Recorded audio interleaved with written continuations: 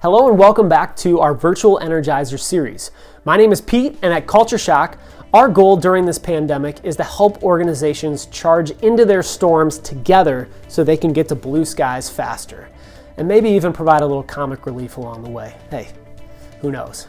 Today we're talking about an old-fashioned game of trivia. If you're on a virtual meeting or a Zoom call on a regular basis and you want to spice things up, you want to compete a little bit, you want to bring some energy and engagement to the table, and maybe even want to learn a little more about each other or about the world as a whole, then play some trivia. I'm going to share with you right now 2 different ways you can participate in trivia as a team during your virtual call. The first and simple way to do this, most simple way I should say, is to go every person for themselves. You ask everyone on the call to come up with 2 to 3 trivia questions and bring them to the call. Something that in whatever category they would like, or you could give people a list of categories that you want them to come up with the questions. Then one by one, each person on the call asks the trivia question. Everyone else has about 10 seconds to type their answer into the comment box on the side of the screen. Whoever gets it correct gets 1 point. If you are the first person to get it correct, you get a bonus point, and you go on that way. Then after a designed number of rounds that is agreed upon at the beginning, you count up to see who has the most points, and that person is the winner. They can win a gift card, they could win bragging rights, they could win a free drink the next time we actually are allowed to see each other in public, all right? Or they could just win the satisfaction of knowing that they dominated their teammates in a game of trivia.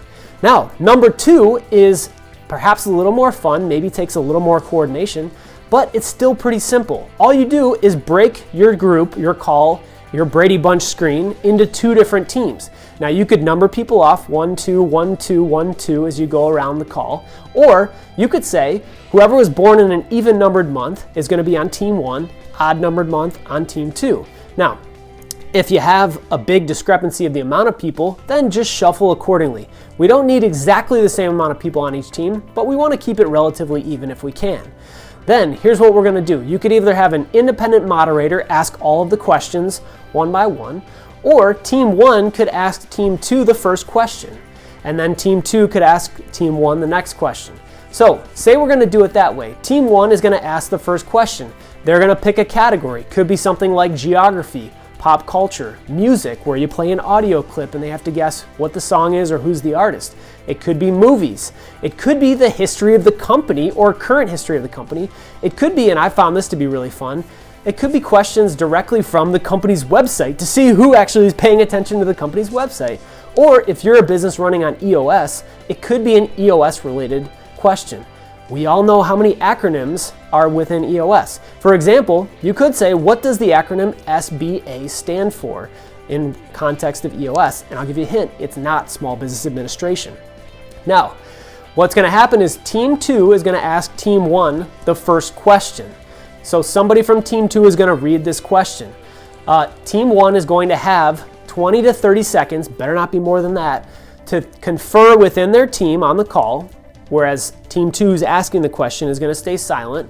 Team 1 has that time, and then they are going to provide an answer. If the answer is correct, they get 1 point. If it's wrong, they get 0 points, and team 2 has the opportunity to steal and to see if they know what the answer is. Of course, if you're the person answering the question or asking the question, you're not allowed to confer when you're trying to steal.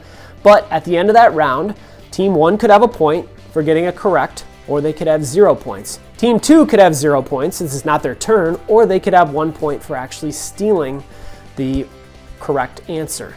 Then team 1 is going to ask team 2 a separate question but in the same category. We recommend changing the category every round. So team 1 gets a question, team 2 gets a question, same category, then we move on to a new category. And if you run out of questions or run out of different categories, you can start to replicate them as much as you want. Usually we found a 5 to 10 different rounds in a game like this will get you 10 to 15 to 20 minutes of fun in a specific virtual call. Now, I mentioned some of the categories you could use. I mentioned how we could go team by team. What I didn't mention is that each team needs to have a captain, because if there's a tiebreaker needed or the teammates cannot agree on what is the answer, almost like an integrator in EOS, somebody needs to make the decision and to break the tie. So that is the team captain. That needs to be identified before we start the game. And if there is a tie at the end of the 10 rounds, so to speak, say there's 10 rounds, 10 rounds, each team gets 10 questions, and we have a tie, what we like to do is have both captains face off. There's one more question read. Both captains have an opportunity to count to 3, 1, 2, 3, say their answer at the same time. Whoever gets it right is the winner. If both of them get it right or both get it wrong, you just repeat the process until somebody breaks the tie.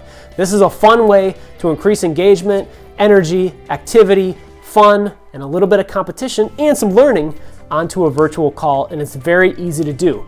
If you would like a list, one or more lists of trivia questions that we've used at different team building events we've facilitated in person or virtually before, please email me, pete@cultureshoc.com. I'd be more than happy to send you a couple lists of trivia questions to get you started. But the beautiful thing about trivia is you can be as general or as customized as you'd like to do it. All you need to do is take that first step, ask the first trivia question, get yourself into teams if that's how you want to play the game, and let's go have some fun. Let's do it.